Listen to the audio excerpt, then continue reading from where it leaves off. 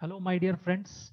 आज हम लोग जेई मेंस 2021 का सर्कल का एक बहुत ही इंपॉर्टेंट क्वेश्चन है, इसको यहाँ पर हम डिस्कस करेंगे। इस क्वेश्चन को सॉल्व करने के लिए स्ट्रेट लाइन का एक बहुत ही इंपॉर्टेंट कॉन्सेप्ट है, parametric equation of straight line, उसको आपको ध्यान में रखते हुए इस क्वेश्चन को सॉल्व करेंगे। तो चलिए सबसे पहले आपको क्या है, क्वेश्चन आपको पढ़ लेते हैं। दो सर्कल दिया हुआ है, ठीक है। दोनों सर्कल जो है कॉमन टेंजेंट है 4x + 3y = 10 और दोनों सर्कल का रेडियस है r = 5 और ये दोनों सर्कल P पॉइंट पर टच कर रहा है। P का कोऑर्डिनेट है 1, 2। पहला का centre C1 alpha comma beta, दूसरे का centre C2 gamma comma delta. तो आपको mod of alpha plus beta into gamma plus delta का वैल्यू आपको बताना है। तो इस क्वेश्चन को हम लोग दो मेथड से सॉल्व कर सकते हैं बच्चों।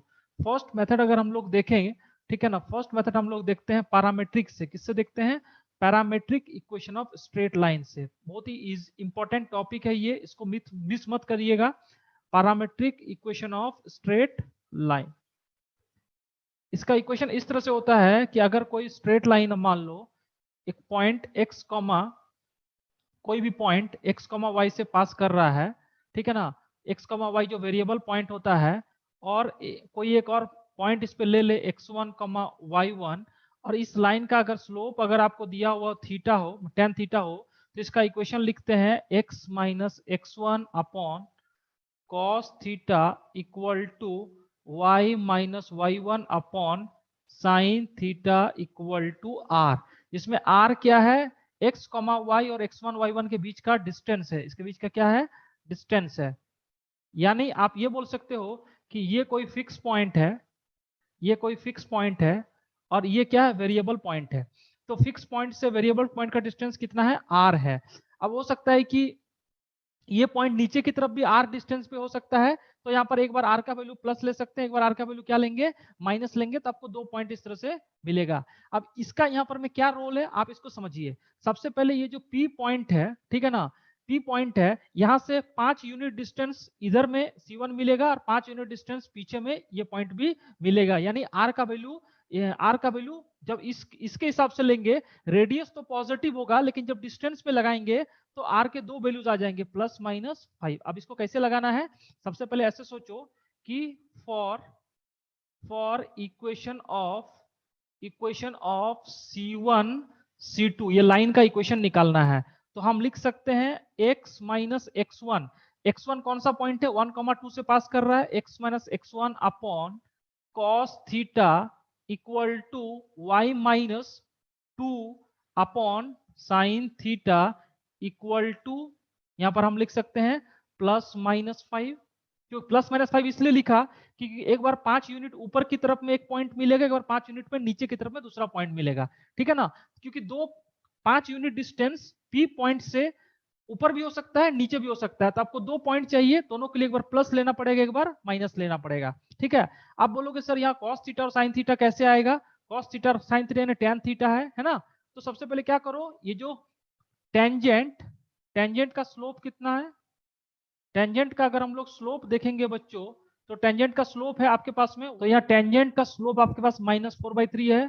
तो जो लाइन C1 C2 होगा, लाइन C1 C2 होगा, इसका स्लोप क्या होगा? टेंजेंट के परपेंडिकुलर है, यानी इक्वल टू टेंजेंट का परपेंडिकुलर होगा, तो परपेंडिकुलर के लिए -1/टेंजेंट यानी 3/4, यानी दोनों का प्रोडक्ट करेंगे तो कितना होना चाहिए? -1 है।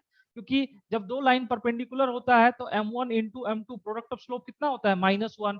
तो टेंजेंट का स्लोप -4/3, तो लाइन का स्लोप कितना होगा? 3/4। यानी ये जो लाइन है इसके लिए tan थीटा, ये जो लाइन है इसके लिए tan थीटा कितना हो जाएगा बच्चों? 3/4।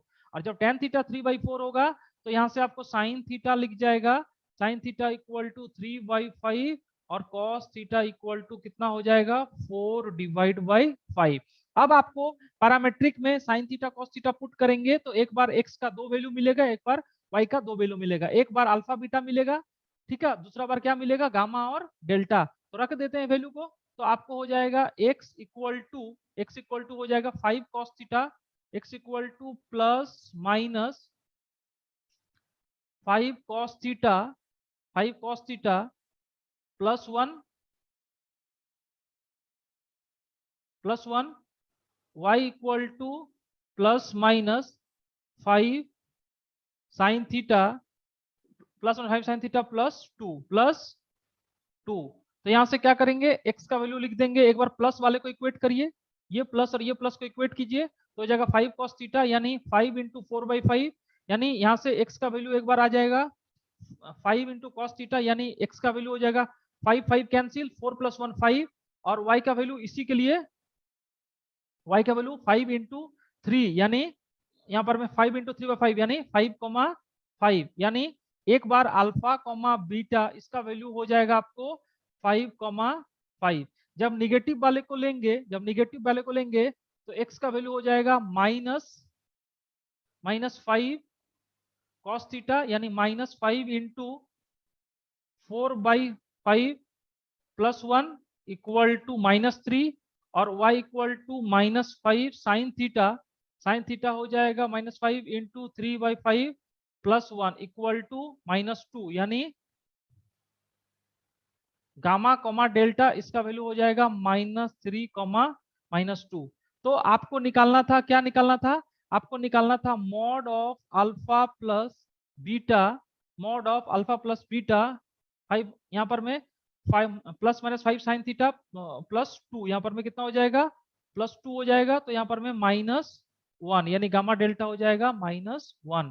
तो यहाँ से mod of alpha plus beta into gamma plus delta इसका वैल्यू आपको निकालना है, तो ये हो जाएगा 10 इंटू -4, और इफेक्टिवली इसका आंसर हो जाएगा 40, यानी ये जो क्वेश्चन है इंटीजर टाइप में, इसका आंसर हो जाएगा 40। तो इसमें बेसिक कॉन्सेप्ट क्या लगा है, पैरामेट्रिक से आपने दोनों पॉइंट को इजीली निकाल लिया, और उसके बाद में दोनों का वैल्यू को पुट करके जो रिक्वायर्ड आंसर है उसको हम लोगों ने निकाला। इसका जो अल्टरनेट तरीका होगा वो काफी लेंदी होगा, उसमें आप क्या करोगे, सबसे पहले मिड पॉइंट से आप सबसे पहले तो आप मिड पॉइंट से वो कर सकते हैं, तो इक्वेशन लिख सकते हैं इस तरह से कि alpha plus gamma by 2 equal to 1, इसी तरह से beta plus delta by 2 equal to 2, यहाँ से दो इक्वेशन मिलेगा। फिर और दो इक्वेशन निकालेंगे कहाँ से, प्रोडक्ट ऑफ स्लोप, ये जो लाइन है इसका स्लोप कितना होगा, इसका स्लोप है आपको -4/3, और इसका slope delta -2 divide by gamma -1 into equal to -1। फिर यहाँ से जो इक्वेशन, तो चार इक्वेशन सॉल्व करोगे, चार वेरिएबल सॉल्व करोगे, फिर उसका वैल्यू निकालोगे, तो ये क्या हो जाएगा आपके पास में, लेंदी हो जाएगा। इसीलिए पैरामेट्रिक इक्वेशन आपको सीख के रखना बहुत जरूरी है, और मुझे उम्मीद है कि पैरामेट्रिक आपने कैसा लगाया, एक बार प्लस लेके एक बार माइनस लेके, क्योंकि 2 पॉइंट मिलेगा, 5 यूनिट डिस्टेंस 1,2 से पीछे भी हो सकता है, आगे भी हो सकता है, तो ये फर्क नहीं पड़ता है कि किसके लिए प्लस लेना है किसके लिए माइनस लेना है, आपको बस पॉइंट चाहिए और आंसर चाहिए। तो प्लस हो सकता है ऊपर वाले के लिए मिले, हो सकता है माइनस नीचे वाले के लिए मिले। तो चलिए ये रहा इस क्वेश्चन का एक्सप्लेनेशन।